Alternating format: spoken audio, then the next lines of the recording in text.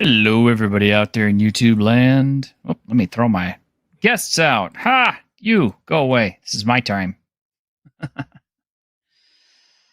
Oh my gosh. Okay, so just a fair warning.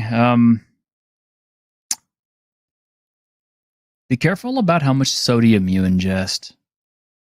I made the mistake of accidentally ingesting about 1,700 milligrams of sodium all at one time yesterday. And that was really, really fun.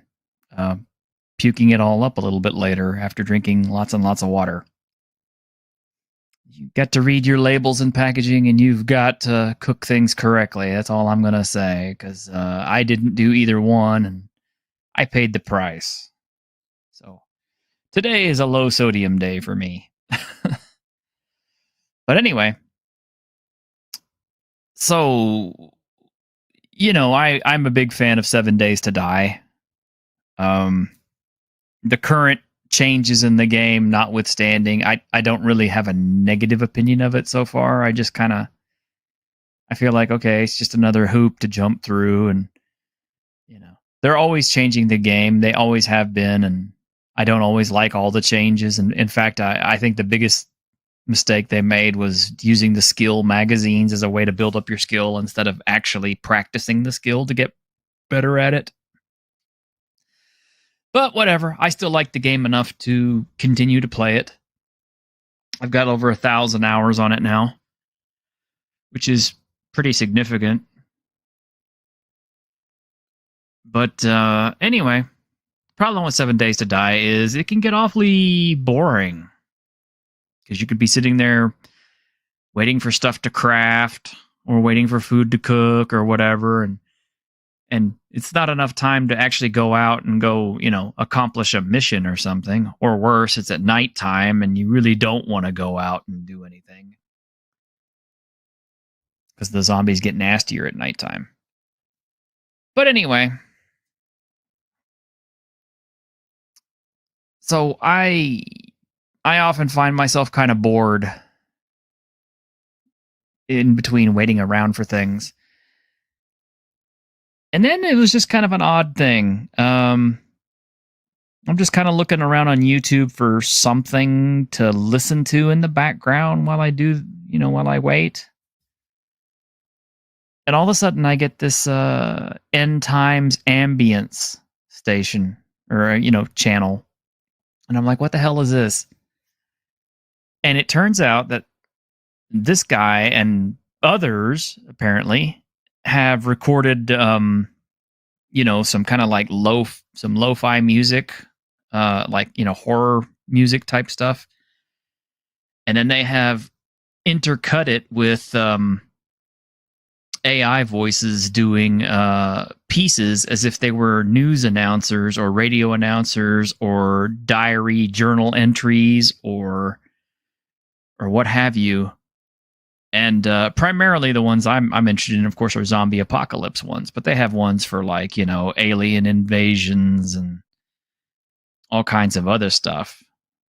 And I thought that's a really unique form of entertainment, because to me it kind of harkens back to the old radio shows. Now, I'm not old enough to have grown up on radio shows, but as a kid, I did acquire a set of cassette tapes that had like old episodes of The Shadow and Arch Obler's Lights Out Everybody and Alfred Hitchcock Presents and all this kind of stuff, right? And I used to listen to that stuff on cassette tape at night. And it was creepy and it was fun. And you really got to hear some interesting narration, and you got to hear some really interesting stories.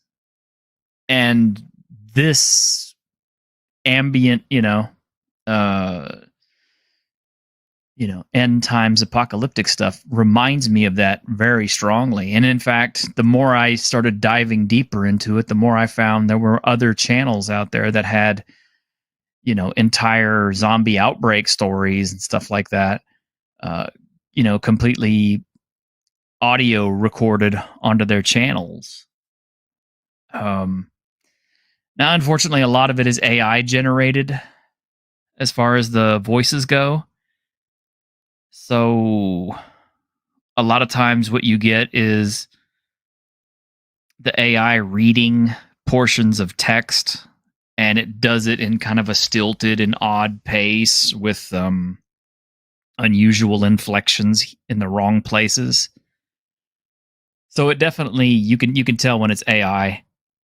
But there are, there's points where they get it right and it sounds really good and it's kind of enjoyable and it's almost like another form of like, books on tape or audible or whatever. But this is YouTube. So essentially it's free more or less. So, you're not paying for it. I think it's cool. I don't know if I'll ever try that, but I might. Because it seems like it's kind of fun. I have too much ego to think that I would use AI to do it, though. I think I'd prefer to do it in my own voice. Or, I don't know, maybe you guys think my voice is annoying, and you're like, oh, God, no, T-shirt, please, just use an AI, you suck. But I thought that was kind of cool. It's fun to listen to while you're, waiting for shit to cook on the campfire or waiting for stuff to get built in your inventory or whatever, and you're not necessarily being pressed for zombies. And it works for other games too. Now, keep in mind, primarily, I'm kind of a zombie fan, so, Undoomed, it worked, or not Undoomed, but what the hell is that game? Shadow of the Road. No, that's not it. Well, After Ink Revival, it works great for that. It works great for Humanity, which has like no soundtrack whatsoever. So you're just there alone without any kind of ambient music or anything else. It's just, sound. It's okay for Dread Dawn. It's okay for Project Zomboid. It's great for Into the Dead, our darkest days. Pretty much any game, mostly survival horror games that are, don't have a lot of ambient music. It's great for that. So I highly recommend it. And all you got to do to find it is, look up zombie ambience or ambient zombie or whatever, and you'll get all kinds of channels. Or if zombies not really your thing, you're like Ironcaster, and you're like, I don't like zombies, then look up something else. Ambient alien apocalypse or alien or ambient robopocalypse or whatever. It's just kind of fun. I recommend that stuff because it's cool, it's fun, it's different, and it harkens back to an older time. But anyway, AI voiced shows are gay and lame. Well, yeah, they kind of are, but they are what they are. You can't always hire people to be on your stuff. Django says, zombies are my thing. Cool. You'll enjoy it too then. Let's get our guests on. We have Mr. Caster. Mr. I hate zombies myself. No, I just think they're overplayed.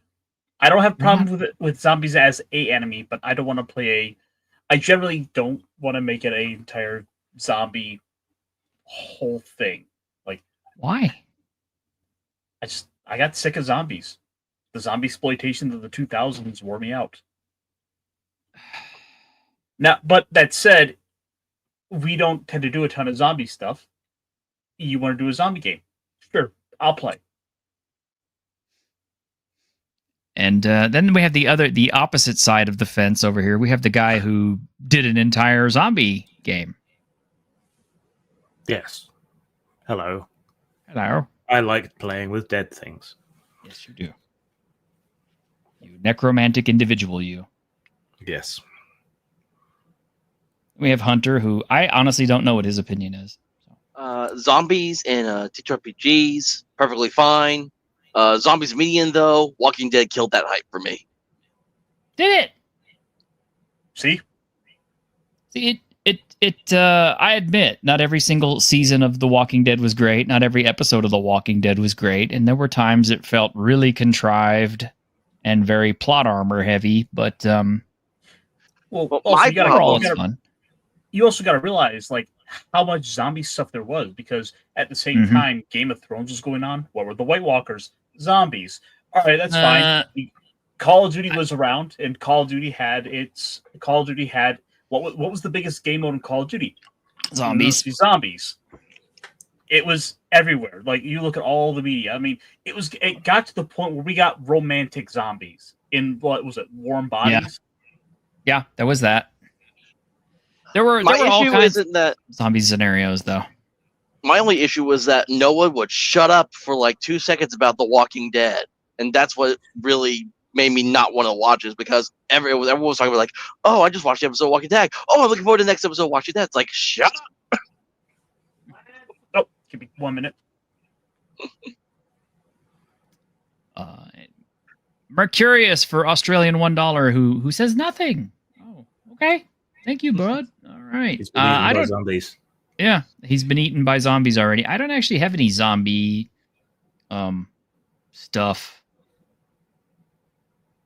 for a clip. Maybe I should do that. But this one always makes everybody smile. Come on, you motherfucker! Oh shit! God damn it! Same shit, different day. There we go. Everybody loves that. You should clip the captain being torn apart. Joke on it. Oh yeah, Joe. Yeah, that was. I believe that was Joe Pilato. You talking about? Yeah, from Day of the Dead. Yeah. Or was that Joe Pilato? Hang on a minute. I got to look up my facts real quick. Now you got me. See, you have me on a tangent now. Damn it. Yeah. I got a bunch of different white box zombie supplemental stuff to run for like TTRPGs and all that. Like, because I've been especially for like the white box gaming, I think it was Bloat Games released a whole bunch of stuff for that to run zombies in that kind of system. Well, yeah, it's because they've been dropped into just about every single TTRPG you can think of. But yes, that was Joseph Pilato as Captain Henry Rhodes. And it's kind of funny because the very first vehicle you get in State of Decay 2 is called a Pilato. Which obviously which State of Decay, but 1 and 2 has a lot of homages to George Romero movies and all these other movies. You can always find names of places and people. Yeah. Oh, speaking of, since we're talking about old movies, I meant to mention this on Tuesday, but just didn't get the opportunity to. Terrence Stamp, the actor who played General Zod in Superman 1 and 2, passed away on Sunday. What? Yeah. Really? Mm-hmm. Yeah. Terrence Stamp passed away October 17th. No, August 17th, my apologies. How come I didn't hear about this? It was all over social media. I'm surprised you didn't know about it. I really didn't. And I liked Terrence Stamp. Died August 17th, 2025. London, United Kingdom. Wow. No, I didn't. I mean, I feel like I must have been living underwater or something. I didn't know about it at all. Damn, that's Yep, sad. and he was in other good movies. He was in Valkyrie, which is one of my all-time favorite movies to watch. Dude, his filmography is massive, but he is one of those he was one of those super actors who, by being in a film, could elevate it to something much more interesting than what it was. Except Star Wars Episode 1, where, I don't care if you had like 1,000 Terrence Stamps in that film, that film couldn't get any better. Because it just, it was so bad. But yeah, man, his General Zod was great. So was all of his other stuff. The one I'm really going to weep about is Malcolm McDowell. We've got Daniel. Yeah. What's up? Let's see. Oh, it says, I hate zombies. I still got all flesh must be eaten books so I could get the Unisystem rules for multiple genres. Really? See, I've never played All Flesh Must Be Eaten. I always heard it was kind of campy. Yeah. But yeah, like that was the point. It was supposed to be camp. Well, Yeah. It was Z Nation. Z Nation was actually fun to watch. I mean, but it was stupid, but fun. Yeah. Pot zombies. Yeah, pot zombies. Let's see. Which one am I going to get you? Oh, we'll get you this one. Go outside, nerd. Get out. Go. I ain't got time to be distracted by your worthless chime-ins. Go on. Nothing personal. I got that shirt cleaned and pressed for tomorrow. Oh, do you? Oh yeah, it's gaming day, so got to make sure my players know what to think about them from behind that screen. Oh, and also Vale, Bud of Bud's RPG reviews, who recently passed away. Now, I didn't know about this one either. Did you guys know about this? I only heard about it, I think, just today, but I'm not familiar with the channel to know enough about who they are. Yeah, that's like the second or third time this week that I've seen online where it's like, so and so passed away, and I'm like, who?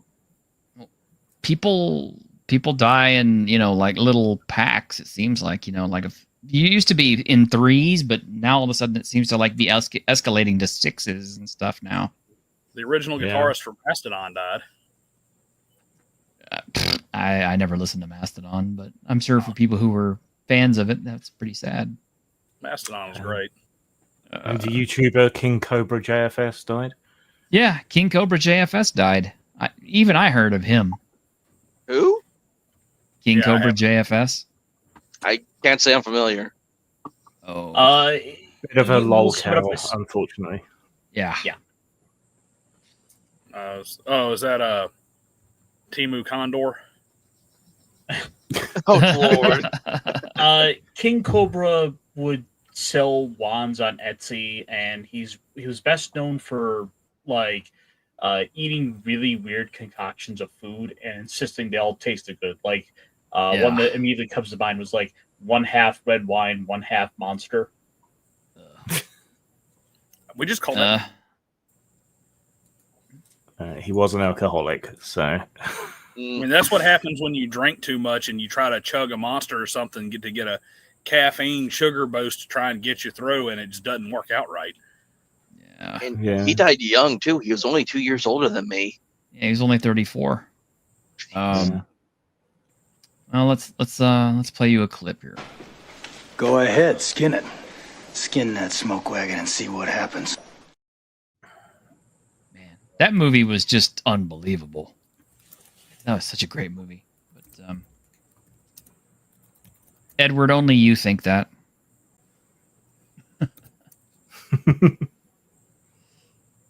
Anyway, I liked Santa Clarita Diet. I wish I did too. Hilarious. I did too, and I liked iZombie. I thought that was a good one too. But I just like zombie stuff in general. It's fun. But anyway, Grim, since I promised everybody on Tuesday that I was going to do this to you, so yeah. So we're gonna show this, and I want your opinion on it, and only Grim is allowed to talk. Ah, shit. Yeah. Oh. Yeah. Well, okay, no. Grim's not the only one allowed to talk. That would be shitty. Damn it. That would have been compensation. Wouldn't have been. But anyway, here we go. Yes, it's the all feet video. No, No. I'm not going to do that to you. I'm gonna spit out my drink. Someone you hate. Grim. Yes, it's the next season of Fallout. I quite liked. Okay. I want a Grim opinion now from all the stuff you've seen. Come on. Yeah. There's nothing to go on. It's good. They're going to Vegas. Yes. They have the TV robots. I forget what they're called. Protectron? No, Securitrons. Securitrons. Yeah, and looks like we're getting lots more flashback stuff. Yeah, I can see why they need to include more flashback stuff, but personally, I'd rather spend time in the apocalypse.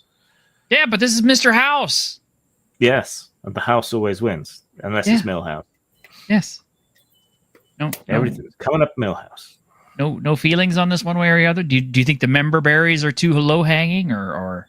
Yeah, it's interesting in that it finally properly canonizes New Vegas, I suppose. Fully. Well, the thing is, like, if everyone, the audience knows, the audience who cares, everyone knows New Vegas is coming. We've got to make sure we hit on like the best bits for the trailer to sell this just right, because there are certain things you fully expect to see in New Vegas. The things you were like, what are you most looking forward to? It's like, well, if that's what should be here, it's like, which ultimately kind of brings into question, at what point are member berries just dangling keys versus what ought be? Yeah. And by the way, I just checked. I have 1,092 hours in Fallout New Vegas. Damn. Most of that in VATS. No, actually, I don't use VATS almost at all. But, Like, The kind of shooting is ass without that. I mean, I can shoot just fine with iron sights. I mean, VATS was nowhere near as necessary in New Vegas as it was in Fallout 3. 3. Yeah, Or true. 4 for that matter. Yeah, also true. I didn't use it in 4 very much. I forget I have it in Fallout 76 because it doesn't work the same as it does in the other games because it doesn't actually stop time. But anyway. Hey, look who it is! I was not expecting to see the Legion. I wasn't either, but I kind of wonder if that means canonically that Caesar's Legion wins at the Battle of Hoover Dam, the second one. It's doubtful if House is still around. Well, that's the thing. True. We don't know if House is still around because all we saw at the end of season 1 was what looked like what was left of Vegas, New Vegas. So Yeah. True. And it looked battle damaged. yeah, So maybe he got his partial activation and not his full activation canonically. I just can't see how Caesar's Legion would leave the Lucky 38 standing if they actually did manage to win because House is too big of a threat to them. Well, if he didn't get the full upgrades to the Securitrons, then maybe they could hold them off to a standstill, especially with the Brotherhood and California Republic troops still in the area. Possibly. And hey, Oh. Das. Sorry, I got distracted reading Godbound. Oh, is it? You like it? Oh, I want to play that. Okay, so that'll be next on my list, but we're still going to do Ashes for a while. Yeah, I've already got a character that I've been putting together. Well, probably after Christmas, maybe. That'll be cool. It'll be like what, 4 months? 4 months is plenty of time to play a game. We'll say New Year, New Gods. Yeah, sure, why not? That actually sounds really fun. I may be interested in that. It's super fun. But Maybe one of Kaiser's backstabbing lieutenants did him over and is in charge now. yeah, it would be interesting if like it was Volpai's who was in charge now, but I don't know. But anyway, Caesar's Legion still being around. But you know who they haven't shown in this trailer at all? The one guy everybody wants to see even more than Mr. House. Arcade Gannon. Joshua Graham. Oh, okay. Yep. I thought you were talking about Boone. No, well, people would want to see Boone too, but Boone's probably old and dead by now. But everybody would. The Amazon subscription numbers would go through the roof if they showed Joshua Graham, and they don't even have to show him. All they got to do is, show like his, a light shining in the darkness 45 on his hip, and that's all. I mean, that would pull so many people in to watch the show. You could get away with like a bandaged hand. Yeah, that would work too, even. I mean, just anything that references him, because that is such a super duper popular character. Like, he is almost pretty much Fallout at this point. It's just you just see a bandaged hand grabbing for a gun to like pull back the slider, and then it goes to black. You just hear a voice say, "We can't expect God to do all the work." God, that would be so fucking good. That would be immense. That would pull so many people in. And look, there's Dinky the dinosaur. My favorite part. Is he? Yeah. Well, Wait a he's based on a real roadside attraction, I think, isn't he? I think so. He's kind of partially based on the big dinosaurs out in, I guess it's California. Good sniping position. Yeah. So Well. you shouldn't be down there with a shotgun. That's tactically bad. Well, if you notice that there's people up inside Dinky's mouth, and I guess that is the town of Novak. So, yeah. Juicy. See, this is why it's backwards. Dinky does not face inwards to the courtyard; it faces outwards because it's He's an supposed to be advertisement. visible from the road. Yeah, Yeah, that's true. That's what I'm wondering about. Is like, what is this stuff? I mean, is this supposed to be inside Novak? Because yeah, Dinky's facing backwards. If that's the case, It could be him facing towards like the garage and all the other stuff that's like kind of on the ground in front of the gate. Maybe yeah, they but moved that's a him. pool. I mean, it Maybe does he's look- robotic now and can move and make Godzilla noises. no. And we can call him Truckosaurus. I mean, I'm just looking at the Mortal Kombat 3 level body explosion there. Yeah. You know what? The thing is though, that is where I do want. That's where I would want to have all the any negatives about the show to be with things like that, and not, well, the plot makes no sense, or Mhm. woke and all that. It's like, if there's gonna be any complaints, let it be on like Dinky and some of the things of like, well, it's not laid out quite like the way the games are, and if nothing else, that's just a good sign of what could be. Yeah.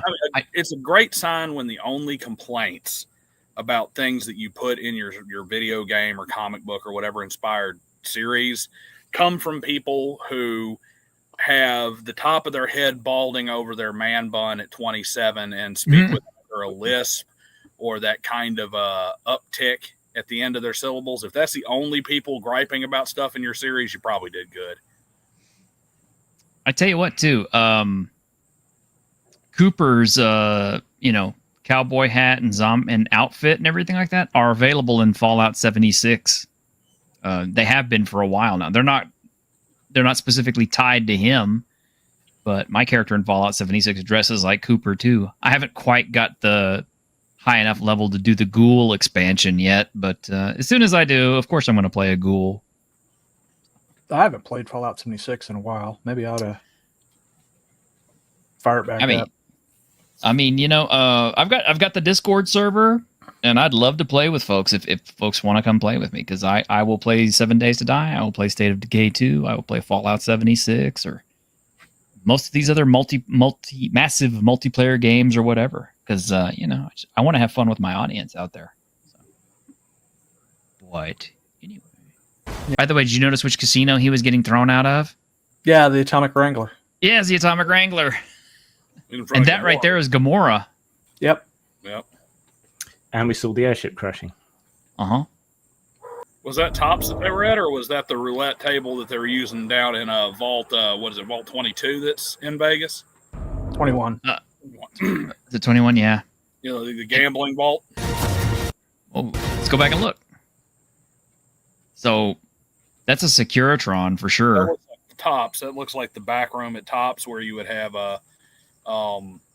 where Benny had Yes Man hidden, or it could be in the bunker.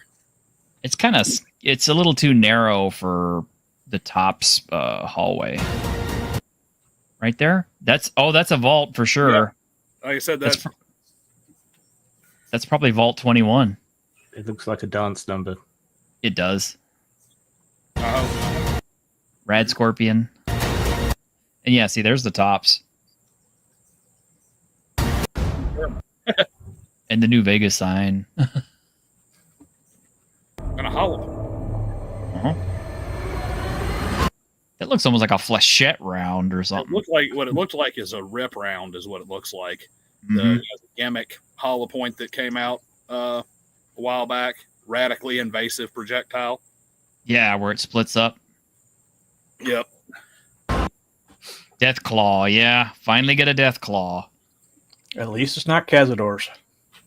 Everybody hated those damn things.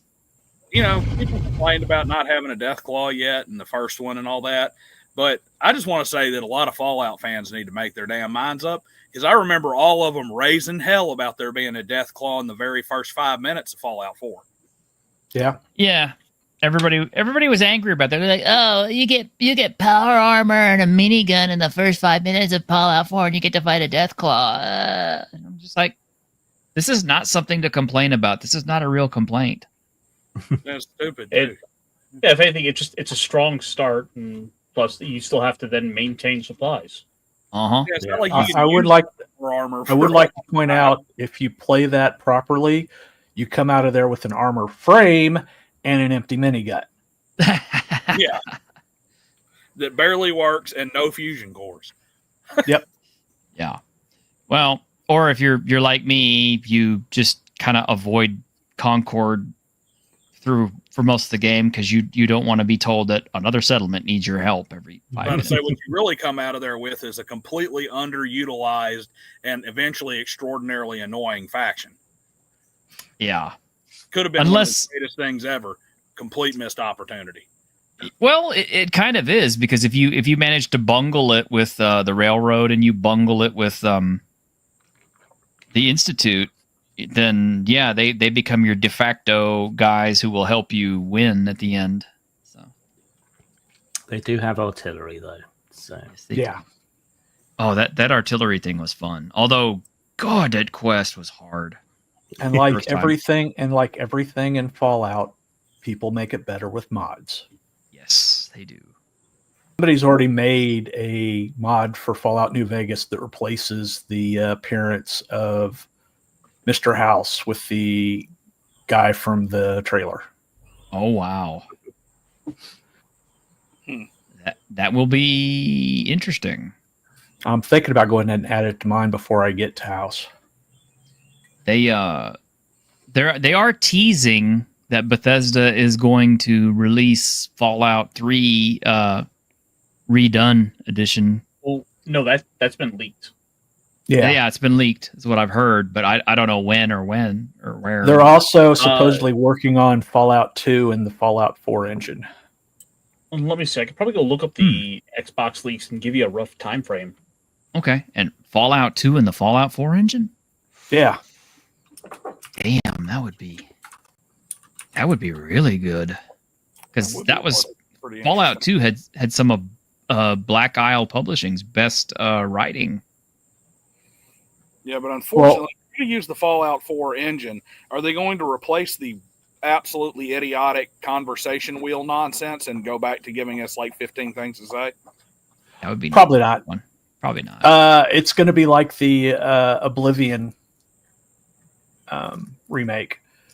Because what they've done is they've taken the creation engine and layered it on top of the Unreal Engine 5 and got them to talk to each other.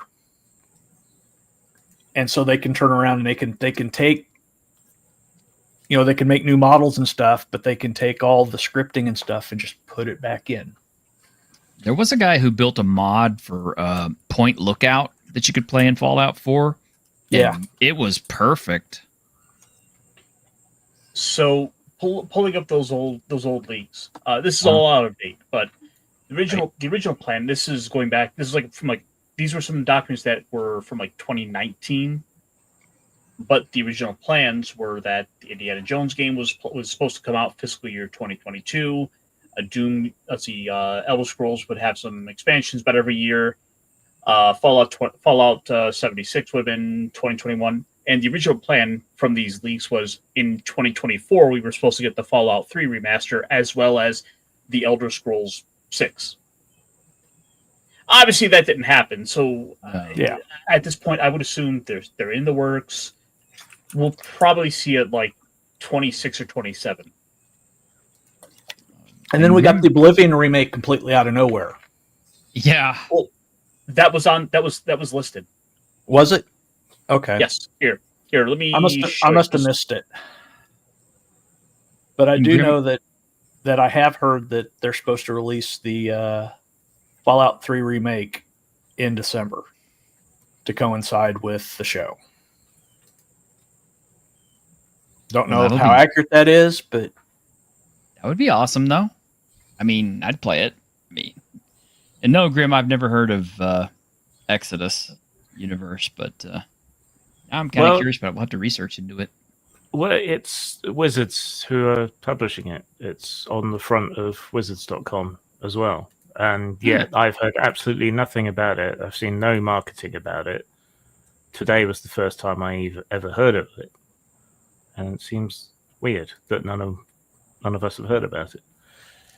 Yeah. So as you can see here, this was the original plans. 2022.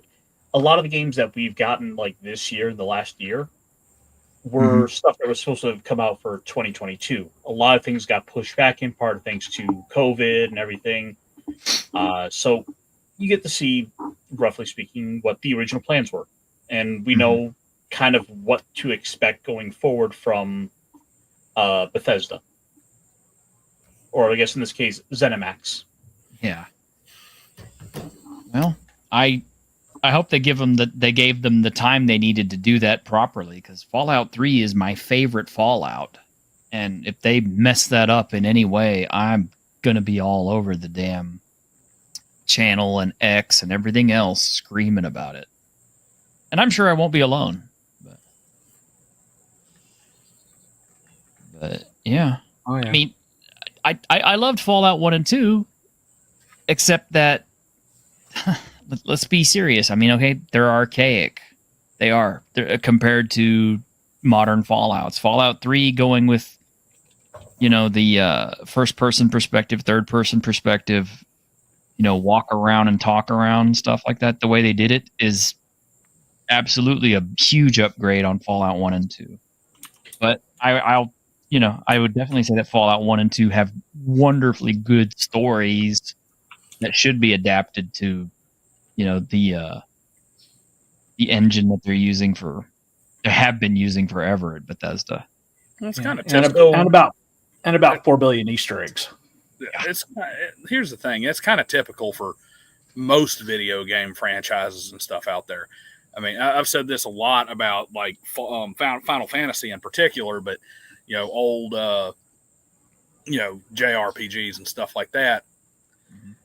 You had hardware limitations, and you had limitations on how much space you had on cartridges and discs. That's right. And and what was possible. So you had to have story or pacing or plot or cool world building or something to interest people in continuing to play your game. And then you got the era of the googly-eyed graphics, and Lara Croft taught us all that, oh, wait a minute, I can put polygon tits, and now I don't have to do story or gameplay or anything interesting to keep people entertained.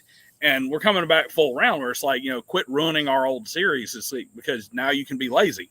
Now you can say, I'm going to slap Fallout on this, and it's going to sell because people are going to think about back when it had a good story and all this depth to it, not knowing that the only reason it had the depth was because you didn't have something else you could run with it. And it would be great if they would actually just, like, same thing with the Hollywood movie remakes, just pick up the story that already works and is already good and make it look and run prettier. Don't change it. I mean, yeah, it's like, how hard is it to not screw that up? But Chevy's the only American automotive manufacturer who's figured it out. And they may slap LS on it, but they're still making the small block Chevy because it works and it does everything. Everybody else has to tear their shit apart and remake engines that fall apart at 50,000 miles. But no, Grim, I've to answer the question earlier, I've never heard of Exodus. Yeah, it just seems weird because it's a front page release on Wizards. It's a non D&D game by Wizards. But so also, oh yeah, that's what I thought. It sounded familiar. So why haven't any of us heard of it? We're pretty switched on guys when it comes to industry news and stuff. Nobody's posted anything about it up on X either. But also looking at this at the Wizards website, there's a bunch of other stuff I've never heard of either that I've never seen before.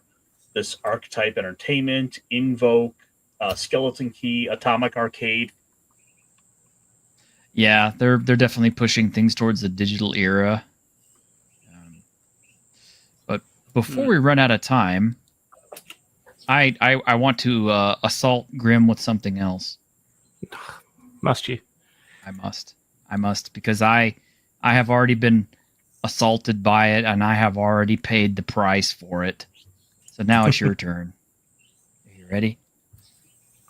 Go on then. This is going to be so exciting. Oh, weary is the wanderer. that treads upon the fertile soil.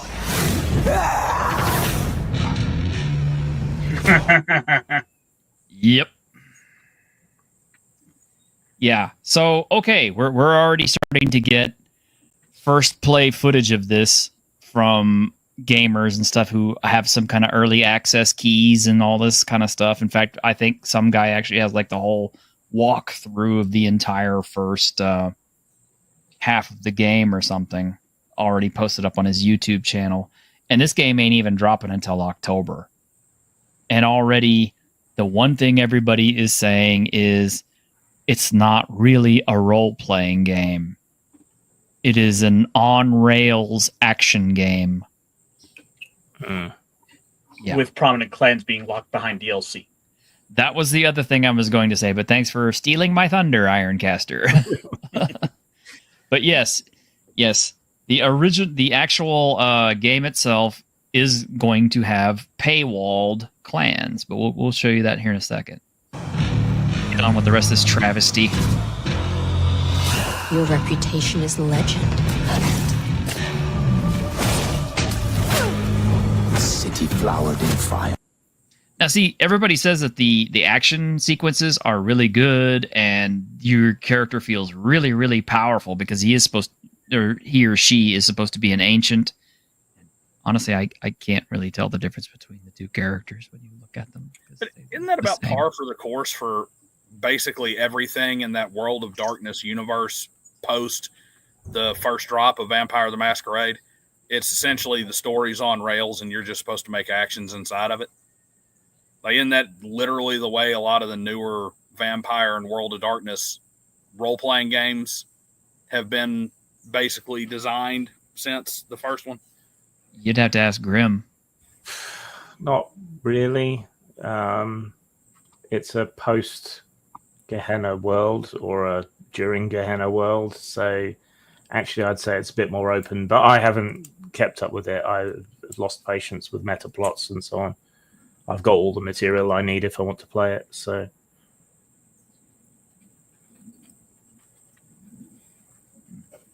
shall I continue? Yes. And in fire she will end. Don't listen.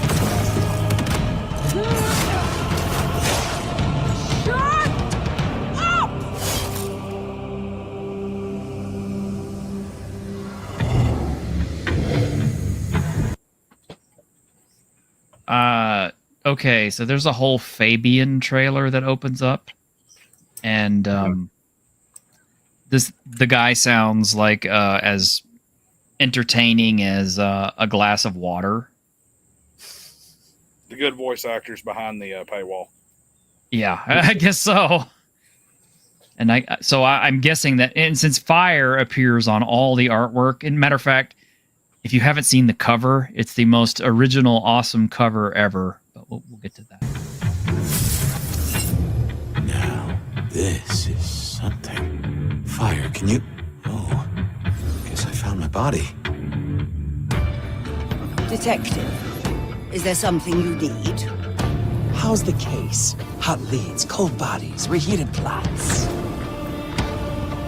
Oh my, I think I know what you are. They say Hungry. trouble comes in pairs, detective. Trouble comes in you.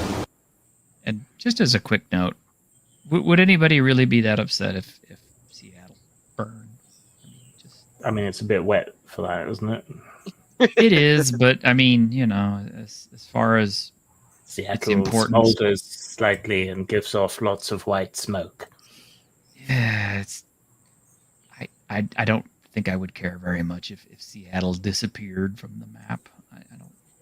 Maybe that's just me. Maybe that's just Snowdub channeling through me. But yeah.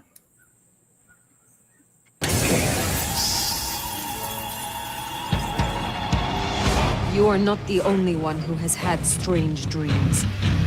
I see a garden, and I have met someone. But that would mean... This animation is shit. Okay, it is. How long's this been in development now, though? I double checked my purchase date on when I pre-ordered this motherfucker. About 7 years ago. Yeah, 2019 is when I pre-purchased it, and it had already been in development before then. And what have we learned? We don't pre-order Absolutely shit. nothing. No, we learned we don't pre-order anything ever again. Hold on. Aren't you real big into Cyberpunk 2077? Okay, fuck you, Daniel. You know I would totally pre-order that. Oh, no. Speaking of Cyberpunk, or no, not Cyberpunk. Blade Runner is coming. 2099. It's gonna suck balls, bro. It's gonna suck balls. Okay, anyway. Who is he?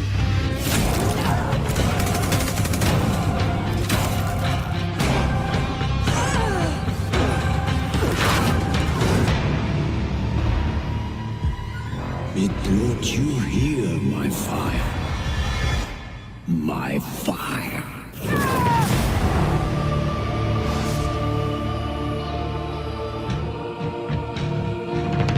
Yeah, so October 21st, I finally get what I paid for If you're 7 playing years ago.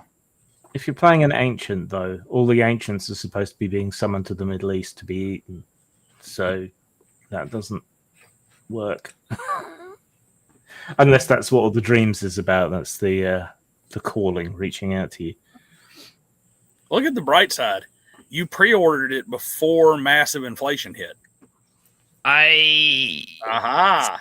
That's not comforting somehow. It will be when you see what they charge everybody else for it. Right. What did you pre-order it for? How much? I think I paid $89 for it back then. Oh, never mind, dude. You're screwed. They're going to sell it to everybody for $60, and that's going to be like, when you adjust, you're going to have paid for like 3 copies. Well, no, it isn't, because the $89 I paid for was supposed to be the full, extras and everything, back then. So my question is my, super duper deluxe awesome copy that I paid for 7 years ago still applicable to whatever the shit this is? I mean, am I going to get all the clans unlocked and all the extra cool shit too? Or are they going to, decisively paywall that off to me and make me spend another $21 to unlock the La Sombra and the Toreador clans? Because that'd be some bullshit right there, man. Well, I can only assume that you're going to wind up getting all the DLC as part of like some whatever the largest package will wind up being. Yeah, I hope so. It's going to be confusing if you come back as a La Sombra, because I think they switched sides. Well, that's the thing, though. I mean, that's your 2 clans that are paywalled are Toreador and La Sombra. Furthermore, not all the base clans are even in the game. Like, there's no Malkavians. So there's no Malk playthrough, and there's no Nosferatu. No, Gangrel either. Base clan. Nope, or Gangrel. Well, the like Gangrel I went independent, so that kind of makes sense. Yeah, but I mean, they've got like, who they do have is they have like the Banu Hakim, which is the new fancy name for the Assamites. The Assamites, yeah. They have the Tremere, which I thought would have been wiped out by now, but no. They have the Ventru. Yeah. They have the who are those Bruja. guys? The Bruja, yeah. And I think those are like the 4 playable clans to start with. And I think that's it. I don't know. Yeah. I posted on their X that, without Gangrel, no Gangrel or Nosferatu, I'm out. Yeah. Those are who I play. Yeah, I like the Gangrel myself. That's like one of my favorite clans. And of course, I mean, the first Bloodlines, the Malkavians made that game fun. I mean, seriously. The Malkavian playthrough is probably the most fun playthrough in the whole game. Oh yeah. And I would think it's because of the whole mental health angle and not wanting to get in any trouble, but I bet there's Malkavian NPCs. there is a Malkavian NPC. Straight up, there is a Malkavian NPC. And it's Fabian. Because hang on, I'll show you. Let me show you the other trailer, the super duper exciting Fabian trailer. Watch. You know, just prepare to be thrilled and amazed at the shitty dialogue and the awesome voice acting. It's Fabian. I am a vampire. Malkavian by blood. I work for Benny. I've heard of you. All good things, I hope. I have heard of you. And I was, and still am, a detective. Fabian! Are you out on the trail of a conspiracy? Why am I asking? With you, it is always a conspiracy. Matter of fact, I just started a new case. This guy's voice is so nasally and so annoying with his delivery. Yeah, you think they'd have, because he's a Malkavian, you'd have thought they'd have gone full, like, noir, Bogart impression sort of thing. Yeah. Yeah. But they didn't. It's a curious one. There's a girl. Isn't there always? Figure it out, Fabian. Hey there, big ears. What have you been listening to? Hey, detective. Yeah, I might have heard a thing or two. You know, Fabian, sometimes I'm not sure how you keep your job. Just unlock the door for you. What are you hiding? Well, there's Nos. Would it matter Yeah, but of course it's not you. No. what you remember, Fabian? It's not like you can change the world. You don't really know me at all, do you, detective? I could be a torturer, a mobster, a serial killer. But you never did notice me, did you? Did you kill Detective for a cigarette? It's like her voice wasn't even synced up right. That sounded like someone slipping a kill instruction into Dominate, though. It did, though, didn't it? So yeah, those are the videos we have for Vampire the Masquerade 2. Other than the actual gameplay videos that are featured on other YouTubers' channels, because they got the access codes and I didn't, even though I prepaid the motherfucker 7 years ago. Obviously, you just need to have more subs. I mean, yeah, either that or, you know, I need to suck Paradox's dick harder or something. I don't know. I'm not very good at sucking dick to begin with, so, you know, maybe that's my problem. So you're saying it's a bit of a paradox? Yes. It's more like a mystery wrapped up in an enigma. You need to get bigger so you can suck them off, but you're not big enough so they won't take notice. I guess not. I mean, you know, unlike these other guys who probably got their keys for free, I paid for mine and still got shit. But okay, so the thing is, the original studio that was supposed to be doing it was, what was it? Not Deep Six, but it was like, what is it? Hardsuit Labs? Hardsuit Labs actually had something that was being put together that was well. They had the original writer. They had Rick Schaefer doing all the music, who did the original soundtrack. And it was going to be a big deal. It was going to be a really good game. That's the game I paid for, right? That's not what I have, or that's not what I'm going to be getting, because at some point, you know, they changed out everything. They got rid of the original writer. They didn't use Rick Schaefer anymore, and they decided they were going to change everything up, and they handed it over to this British company called the Chinese Room, which that should worry you to begin with, because Chinese Room promised them, we can bring this game in and we can bring it in cheaper than everybody else. So, but you got to let us do it our way. So what you got is like this violent, this ultra violent playthrough of a super powered character who's basically on rails with shitty dialogue. I mean, this game's going to suck, man. You never know. It might turn out to be mediocre. Yeah, that's true. If I'm lucky, it'll just be mediocre. But they're going to be, pushing DLC out the ass on it as hard as they possibly can for a couple of years to try to recoup some of the costs that they've already lost on it, because they lost a shitload of money on it when they did the changeover from Hardsuit Labs. And so, well, I mean, you're just going to be getting essentially the program that happens with every Warhammer 40K video game. We got to make sure we have 30 faction DLCs to buy for $8 separate. Mm-hmm. Yeah.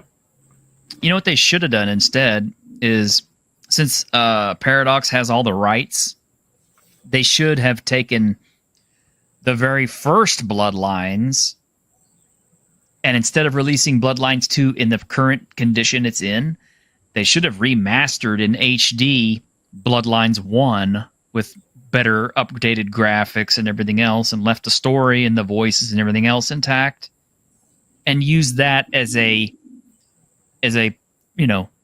like a money trap to get people to buy into it, so they would have some more money to pay for a better Bloodlines 2. But they aren't that smart, I guess. So we do have a really good computer game industry in the UK. It punches well above its weight, largely thanks to the existence of the ZX Spectrum, right? Like Rebellion's based out of here, Rockstar started here, all of that kind of stuff. But looking at the Chinese room, everything they've done before this is, what gets called a walking simulator. Yeah, walking simulator horror games. I've bought a few. Yeah, Still Wakes the Deep, Dear Esther, Amnesia, A Machine for Pigs. Everyone's gone to the Rapture. So Layers of Fear. Little Orpheus. Yeah, I've played a few of these, and I mean, they're atmospheric and good, the mystery side of it, but none of them are action in any way, shape, or form. So I'm kind of concerned on that score. It's a bit like when CD Projekt Red decided Cyberpunk's going to be like a first-person adventure, and it wasn't that good when it first released. Of course, it sorted itself out eventually, but they did something so far outside their comfort zone. It was a huge gamble, and it didn't pay off right away. So, yeah. I think it's going to be more like when Marvel allowed Chloe Zhao to make Eternals. Oh, God, yeah. I think that's a more apt comparison. I mean, I played Everyone's Gone to the Rapture, and aside from it being infuriating in that you couldn't run anywhere, it was quite good. Atmospheric, at least.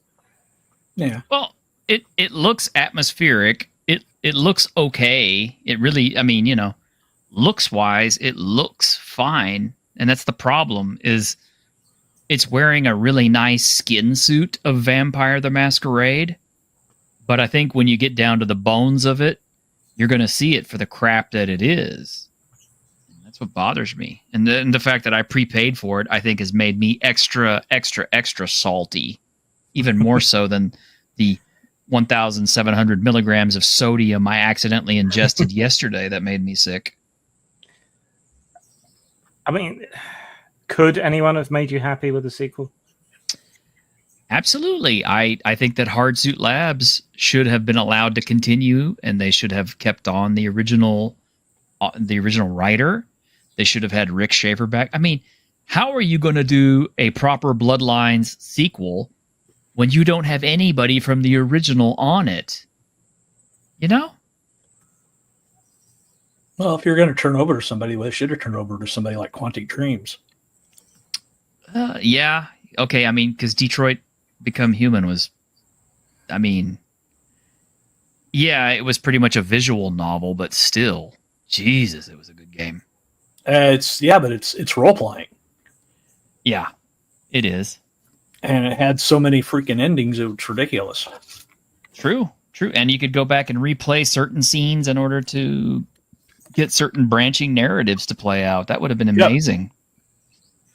And that was part of the fun of the original Bloodlines, was the fact that, yes, it was basically the same game every time you went through it, but depending on which clan you picked, your character could be built up completely differently, and you you could have a really interesting way of going through the game with every single clan. You didn't necessarily have to play it the same way every single time. Although I have to admit that stealth was so broken in Bloodlines. It's kind of like if your stealth was high enough, it's just like, that was like the I win the game button.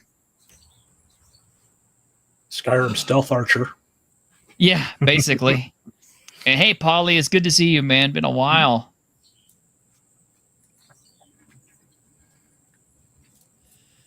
So I don't know. Are you going to buy it, Grim? I'm just curious. Weirdly, I never played the first one, so I have no attachment to it. I played the other vampire game that was the Adventure Redemption. Yeah. Yeah, I played through that one too.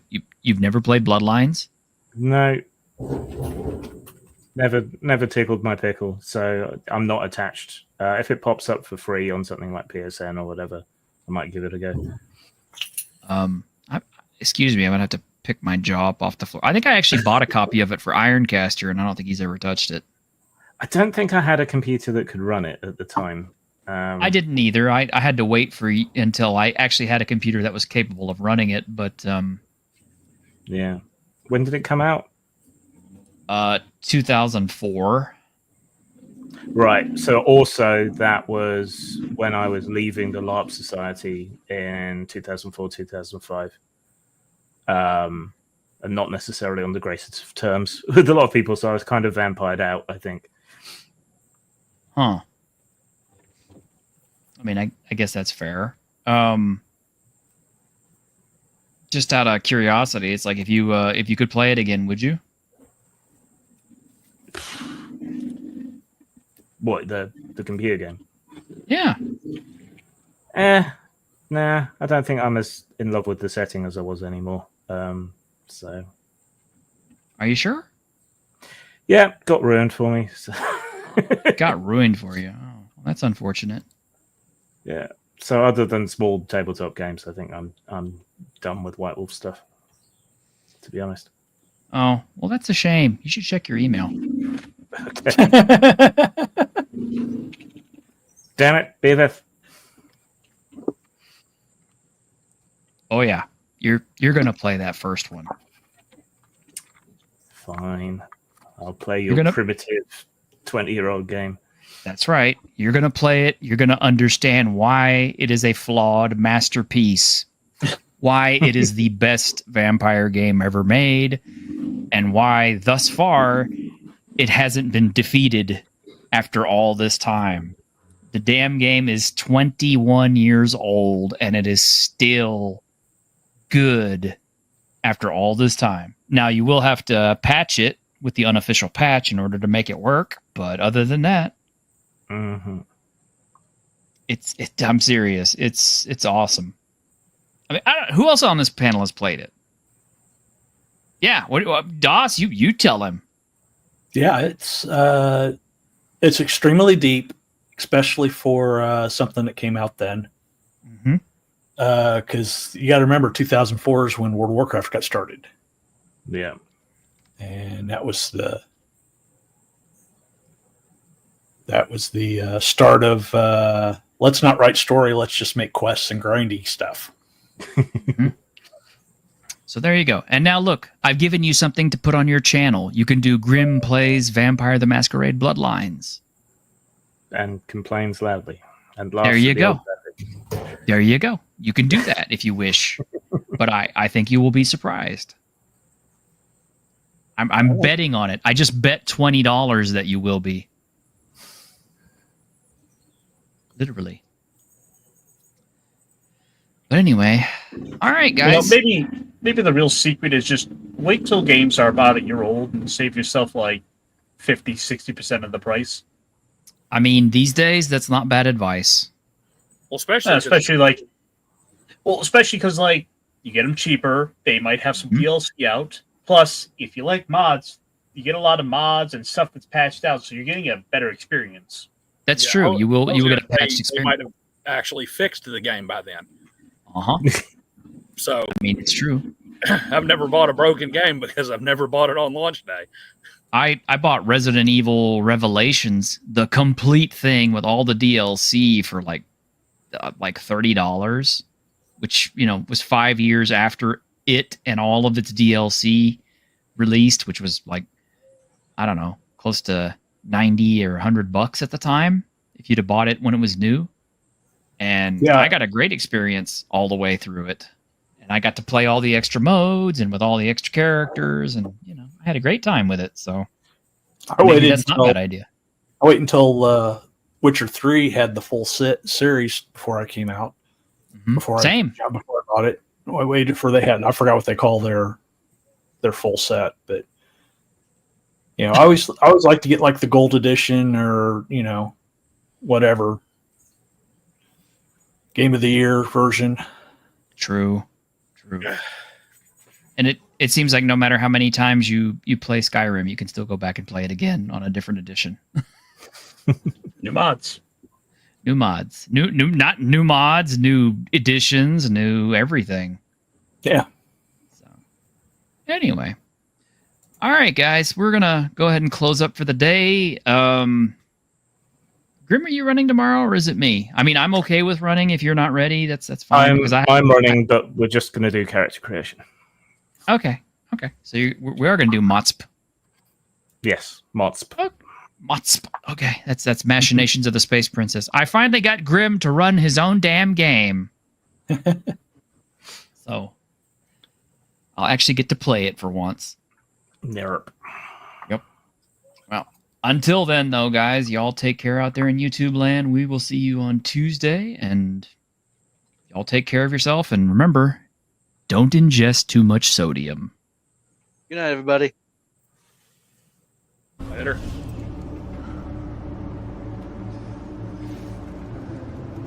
On behalf of the staff of the Independent California Motel, I wish you all sweet dreams.